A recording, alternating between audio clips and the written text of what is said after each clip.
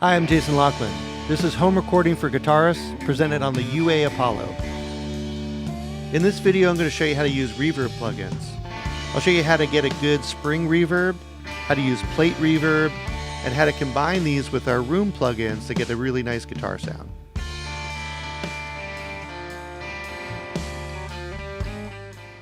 Okay, now I want to show you a couple different reverb settings that I really like and how to tweak them to make them your own. So let's go over here to Inserts. I'm going to click on this first slot. And I'm going to go down here to Reverb and Room. And then I have, all those great rooms and reverbs to pick from. I'm going to pick this Reverb Pro. This is a plugin that comes with the Apollo. Okay, so I have a good clean amp sound. I'm going to turn this off just so you can hear this.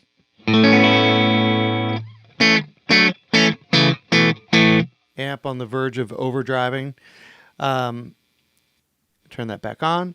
I'm going to go to presets, and I want a spring reverb. I want this amp sound to sound like it has a spring reverb built into it. So you go down here. I got all these things, different variations on a spring reverb to pick from and plates, but I'm going to pick just straight up spring. There we go. All right, so with this plugin, I can mix between spring and other kinds of reverbs like plate, or click on this button, different size rooms, things like that. But like I said, I want spring, so I'm going to go with that spring sound there. So let me just strum again, and this time let's hear what this sounds like. Pretty springy.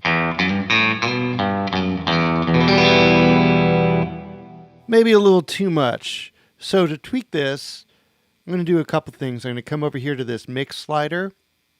And if I have this all the way at 0, I'm only hearing the audio source. And as I scoot this over, I'm basically bringing in that reverb sound. If I go to an extreme, just hearing the reverb, and I'm not really hearing any of the attack from the original source. So I'm going to put this around like 8. The other thing I notice is this is a little too bright for me, so I want to darken it up. Here in the resonance, it's basically a big EQ curve. So I'm going to pull down the high end and grab this little knob here and darken it up a little bit. That's a little bit better. I want it to sound a little tonally different than the attack of the guitar, so I want it to be a little darker than my guitar sound. That sounds a little better. And now, for me, it's lasting a little bit too long, so I'm going to adjust the size and the time of the decay here.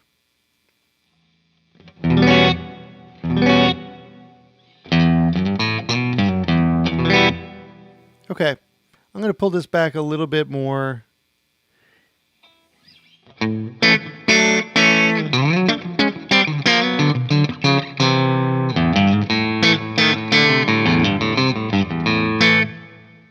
Great. Now I got a great reverb sound. Sounds like spring reverb built into the amp. And I could always tweak it further from there if I want less or more. But it's a good place to start. So remember, if you find a sound that you really like and you want to save it, just click here on the presets. Come down to save. Give it a name. We'll call this Jason Spring. Save it. And there it is. So this way I could tweak it more if I want and go back to the original sound, or I can mess around with other reverbs and come back to that. And if you find yourself building a ton of your own reverbs, then you might want to start a whole folder, give it a name, and save all of your reverbs in there.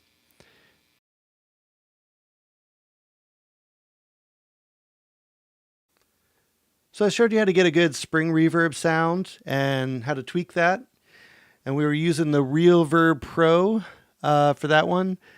Now, the other reverb color that you're going to find yourself using or wanting to hear often is a plate reverb. And Reverb Pro has a lot of great plates in it. But I want to show you how to change an insert here too. So we're going to pick a different reverb plugin. So if I hover over the insert, if I click on that middle button, it's going to open up the menu again. And then I have Reverb and Room still selected. I'm going to come over here to one of my favorites, the EMT plate reverb. And I'm going to click off that wet button because I'm using this as an insert and not a send. All right, so a lot of the parameters are the same. In this case, we have a knob instead of a slider from a dry signal to the wet signal. We have a pre-delay. This over here will affect the length of the reverb. We have EQ on the way in. We have EQ on the way out with high and low pass filters. I'm going to ballpark this here, and then I'll play a dry guitar sound, and then I'll put the plate on. So I'm going to turn it off. Here's just my dry guitar. Here's with the plate. And then I like to do a little staccato strum just so I could hear the length of the plate, the decay, the color of the plate. Okay, that tells me a lot about the sound. So what do I use this for? Well, one of the things I use this for is for jazz guitar. I like plate reverb when I'm playing jazz. So I might bring this down a little bit. That pre-delay is fine. I might bring this back a little bit. And let's see if that's a good starting point.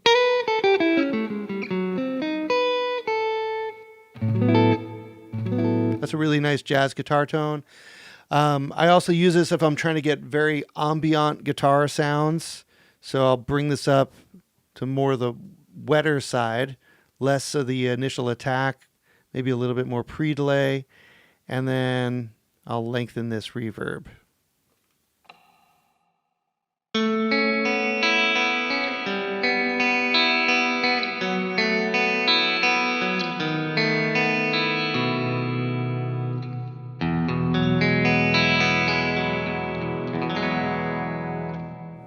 Okay, really nice, long, ambient delay. Now I could use this in more subtle ways too if I just want to add some depth and some body to a guitar sound, but I don't want it to sound affected. I don't want it to sound like it has reverb on it. Just want it to sit in a mix a little bit better. I'll drop that pre-delay down a little bit, drop this down, and I'll shorten the length. So maybe around like 2.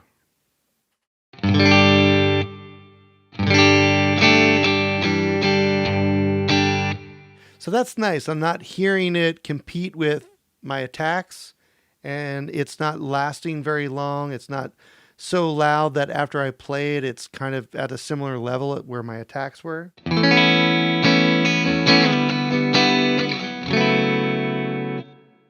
Okay, it's just adding some depth to my guitar sound. Thanks for checking out the video. My name is Jason Laughlin. Please be sure to subscribe. Make sure you ring that bell so we can let you know about new videos when they come out.